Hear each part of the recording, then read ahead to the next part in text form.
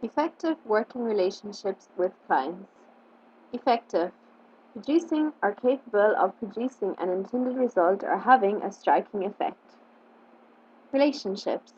A relationship exists where the actions of one person will have an effect on another person or group of people. During a professional career, a whole host of relationships are developed for a variety of reasons and to produce a range of outcomes. These may be with clients, colleagues, and other professionals.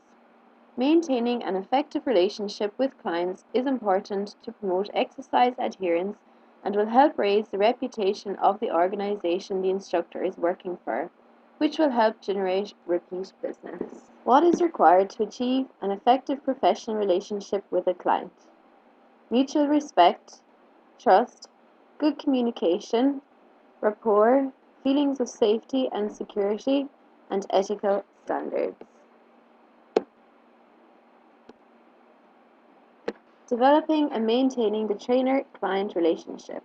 Key aspects include effective communication skills, high level of personal behavior at all times, and mutual trust and respect of boundaries and barriers. Communication skills. Talk is cheap, communication priceless. Task. Make a list of the things a fitness professional can do to aid effective communication. Task.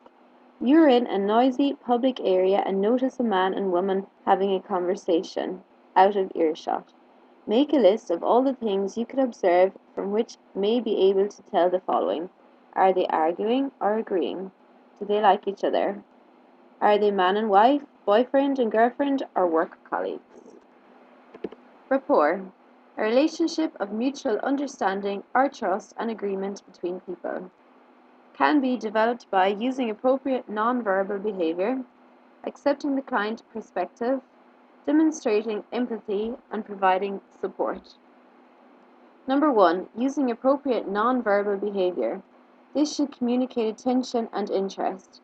It should include making regular eye contact, using nods, gestures, and body movements, for example, leaning forwards, to indicate interest and ensuring a relatively close physical distance between health and fitness professional and client. Number 2. Accepting the client perspective. The instructor needs to suspend judgment and accept the validity of the client's view, even if they don't necessarily agree with it. Demonstrating empathy. This involves active listening while attempting to make sense of what is being said and then communicating that back to the client. Empathetic comments and a positive attitude will support the client-instructor relationship, whereas comments that are seen as flippant or patronizing will not be conducive to the client sharing their thoughts. Providing support.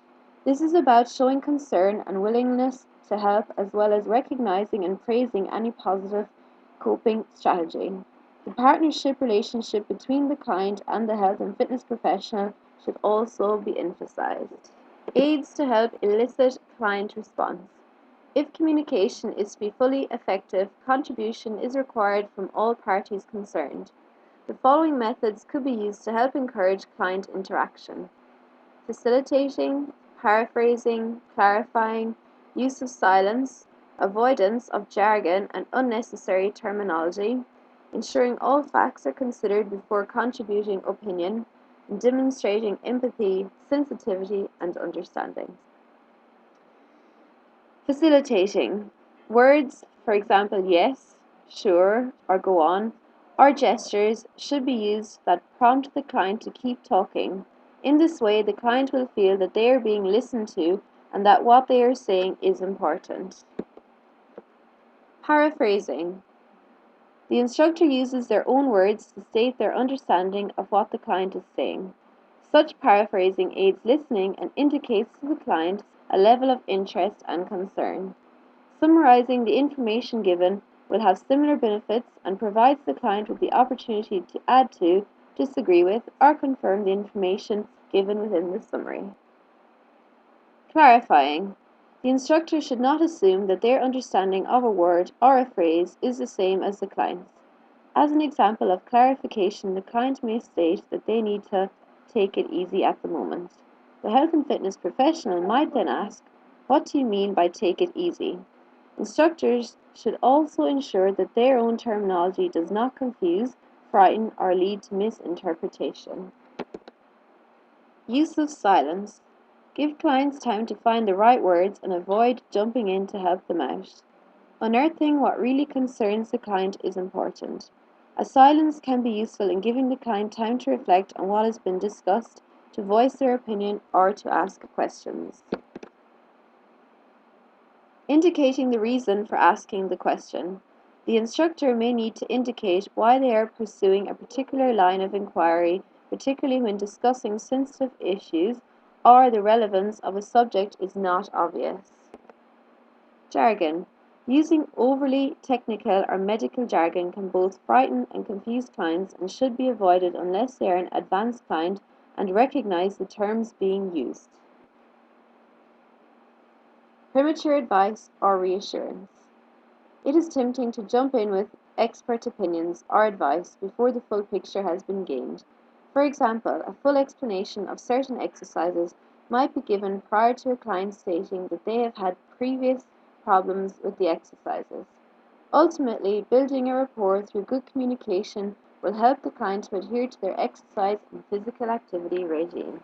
Presenting oneself and the organization positively to clients.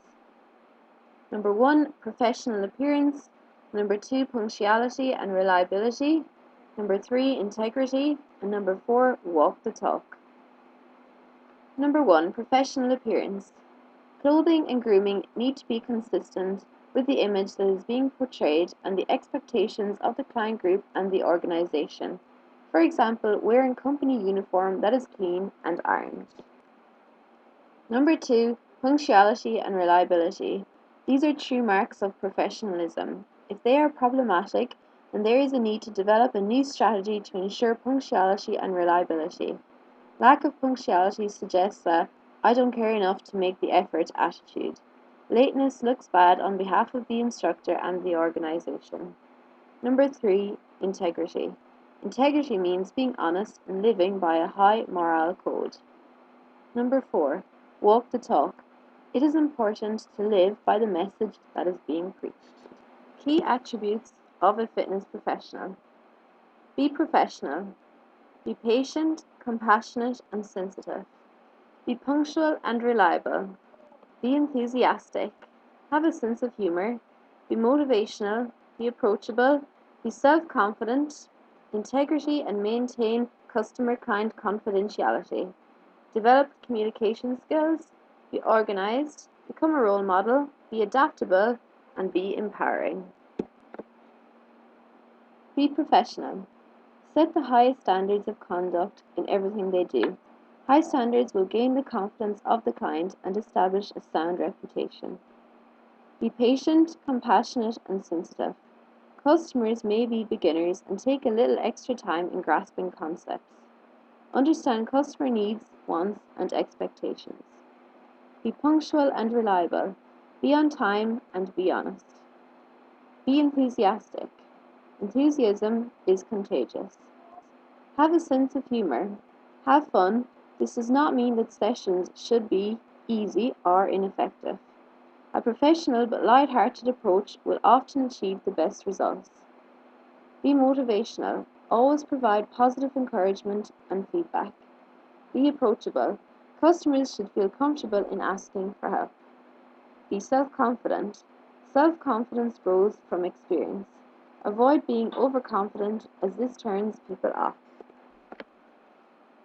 Have integrity and maintain customer-client confidentiality. Ensure all commitments are met. Never discuss personal information about clients with a third party unless consent is given.